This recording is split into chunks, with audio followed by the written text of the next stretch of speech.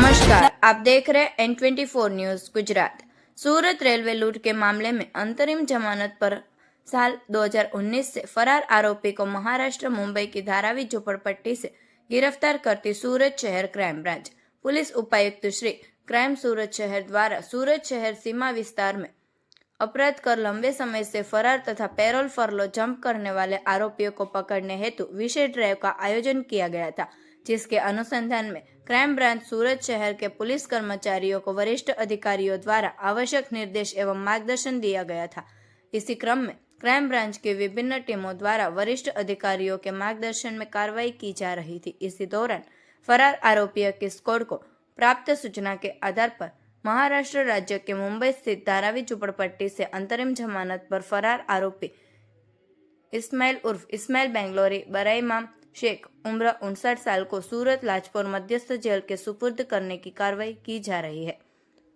उक्त कैदी के विरुद्ध सूरत रेलवे पुलिस स्टेशन में भारतीय दंड संहिता की धारा 395, 392, 34 तथा जीपी एक्ट 135 के तहत मामला दर्ज है।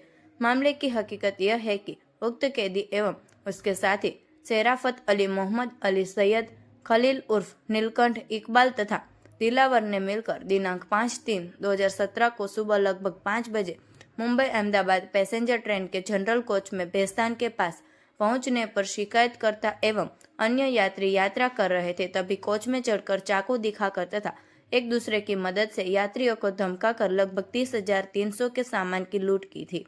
यात्रियों द्वारा रोकने का प्रयास करने पर आरोपियों ने चाकू दिखाकर जान से मारने की धमकी दी और लूट का सामान लेकर फरार हो गए थे।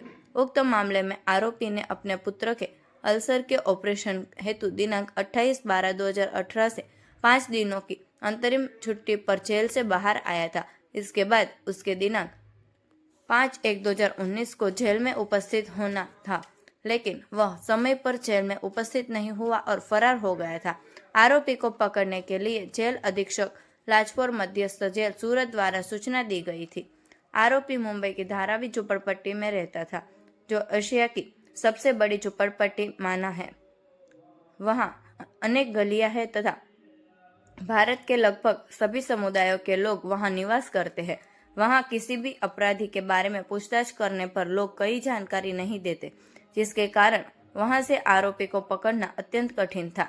इसके बावजूद क्राइम ब्रांच की टीम द्वारा लगातार कार्रवाई कर पिछले 6 महीनों से गुप्त रूप से जानकारी एकत्रित की जा रही थी। जांच में पता चला कि आरोपी पकड़े जाने के डर से कोई काम धंधा नहीं करता था तथा उसकी पत्नी और बेटा नौकरी कर अपने परिवार का गुजारा चलाते थे। आरोपी पूरे दिन घर में ही रहता था। इसके आधार पर क्राइम ब्रांच सूरत की टीम ने स्थानीय लोगों जैसा पहनावा धारण कर मजदूरों जैसी पहचान बनाई और आरोपी के घर तक पहुंचकर उसे घर से गिरफ्तार कर लिया। देखते रहिए N24 न्यूज गुजरात, सिर्फ हम तक ही नहीं सब तक।